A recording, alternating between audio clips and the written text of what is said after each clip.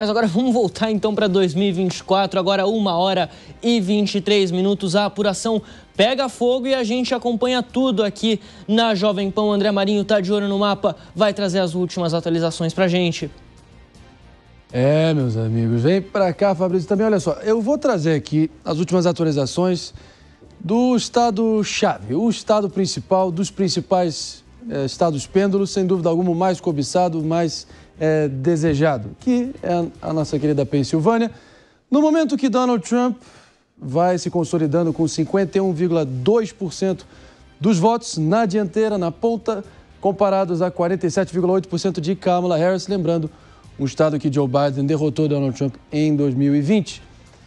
E acho que certas tendências vão se confirmando, certo? Eu avisei desde a largada aqui da nossa transmissão que a margem de votos antecipados, que seria crucial para a estratégia democrata, estava longe de ser suficiente e remotamente comparável às margens de voto antecipado que os democratas tinham na eleição de 2020. Em 2020 já tinha uma vantagem de mais ou menos 1 milhão de votos, logo na largada. Já esse ano algo em torno de 400 mil urnas. E a gente vai direto, por que não, para a Filadélfia para entender essa jogada aqui, porque tem muita gente dizendo que a matemática restante, meu caro Fabrício Netsky, simplesmente não dá nenhuma perspectiva de vitória para Kamala Harris, pelo que tudo indica, tá? Claro que eu não estou aqui cravando nada, não vou ser o sujeito irresponsável, porém, é o seguinte, se a gente vê a diferença aqui de 77% no condado de Filadélfia contra 21,7%, 22%, vai, basicamente é uma distância de... Estamos falando de... mais de 50 pontos aqui. No caso, 50... Quantos exatamente? 56%. 56, 57. Vai, 56, 57. Sendo que Joe Biden venceu Donald Trump por 63% em 2020. Margem, tendência, margem. Eu vou seguir marretando nesses temas aqui. Pelo seguinte, é uma margem uma diferença de margem muito expressiva. E se ela não está conseguindo suprir nas margens que Joe Biden se consagrou vencedor na Pensilvânia, vai ficar difícil para ela. Inclusive, se a gente sair um pouquinho aqui, fazer o zoom out e ir para a cidade de Pittsburgh, também no condado de Allegheny, que é um condado chave para a equação democrata, claro que ela está na frente também, 59,2% para Kamala Harris contra 39,8% para Donald Trump no condado de Allegheny, só que basicamente está decidida a apuração aqui. 91% Eu te peço, já. 91%. Basicamente, não tem mais votos restantes para ela ampliar essa vantagem. E certamente a vantagem de Joe Biden no condado de Allegheny em 2020 também foi maior. Vamos seguir dissecando aqui a Pensilvânia para vocês entenderem exatamente onde a gente está pisando nesse exato momento. Apesar desses números e dessas vantagens em Pittsburgh e também na Filadélfia, Fabrício, o Trump ainda está liderando a nível estadual por 3%. É muita coisa. Muito considerável se a gente pensar olha só, no estado da Pensilvânia. E, inclusive, tem certos condados aqui que tem uma apuração muito... Opa, aí é brincadeira, meu amigo. Me dá a força aqui. Vamos voltando. Dando aquela projetada um pouco para fora, trazendo o meu controle para dentro. Pedaço de Scranton, Harrisburg também, Eita. Que são pedaços que dão vitória. Vai dar certo, vai dar bom. Para os democratas. É isso aí, Fabrício, me perdoa.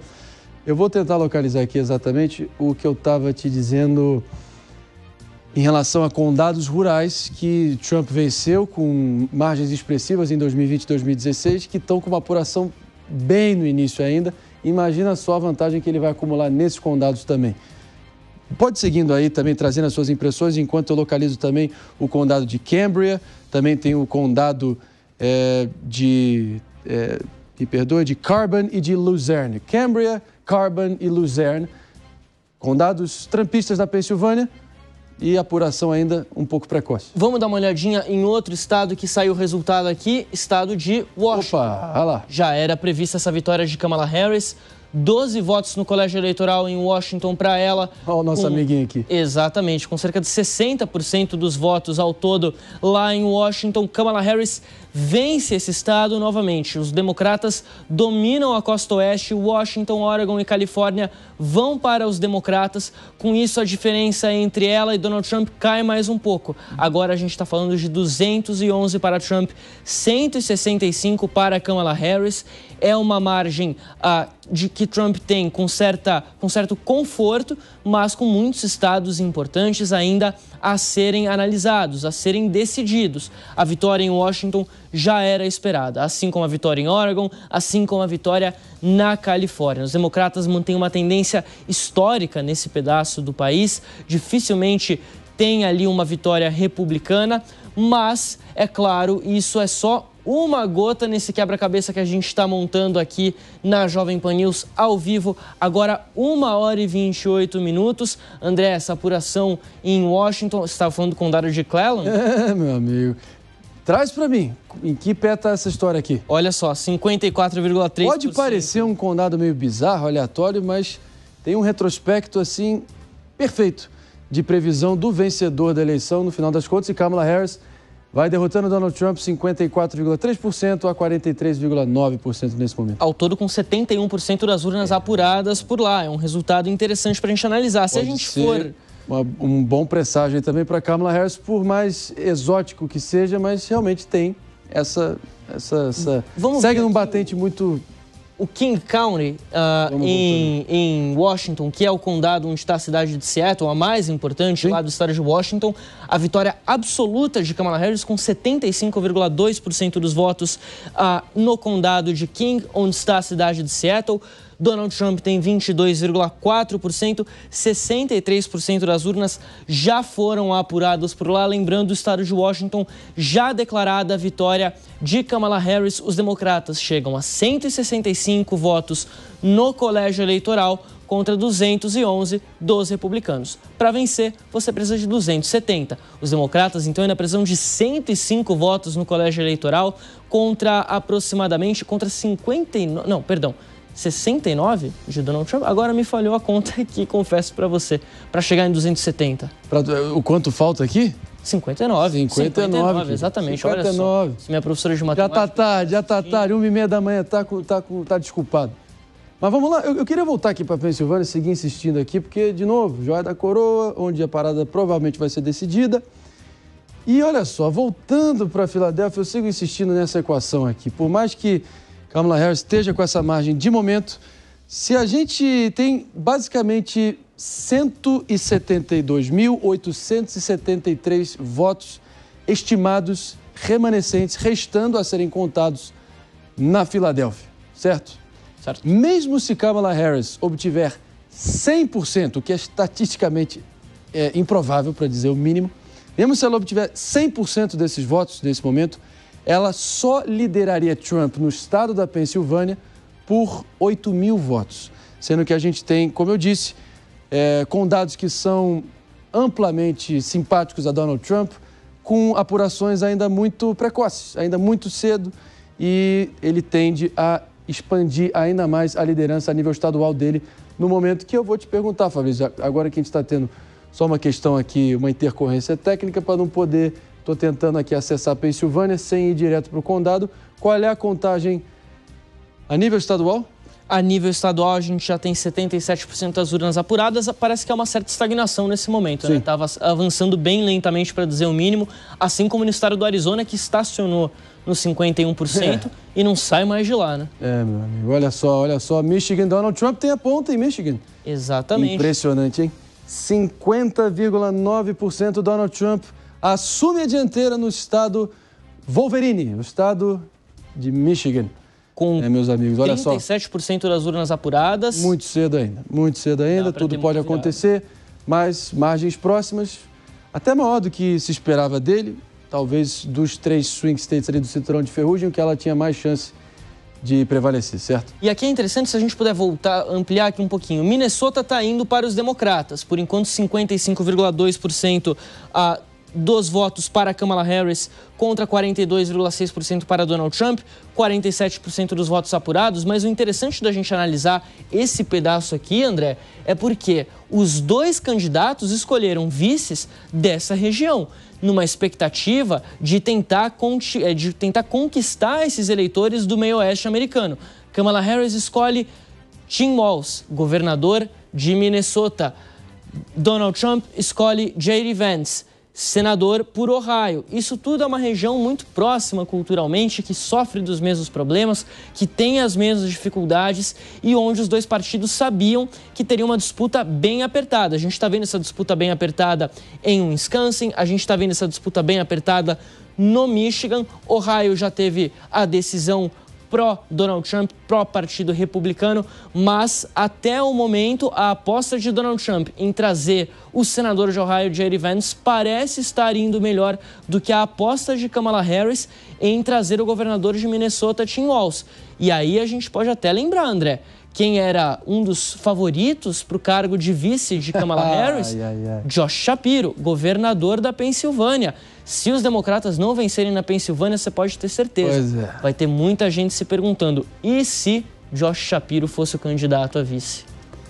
Mas então, essa não escolha do governador Josh Shapiro para ser o candidato a vice de Kamala Harris foi porque talvez muita gente está dizendo que é um governador de primeiro mandato. Além de ser judeu, tá? E a militância mais extremista do Partido Democrata, no auge das tensões ali na faixa de Gaza, o conflito com Israel, basicamente boicotou qualquer chance, dinamitou qualquer chance da chapa oficial do Partido Democrata ter um judeu ali como um dos seus principais postulantes. Fato. Além disso, é um governador de primeiro mandato, ainda tem muito que se provar.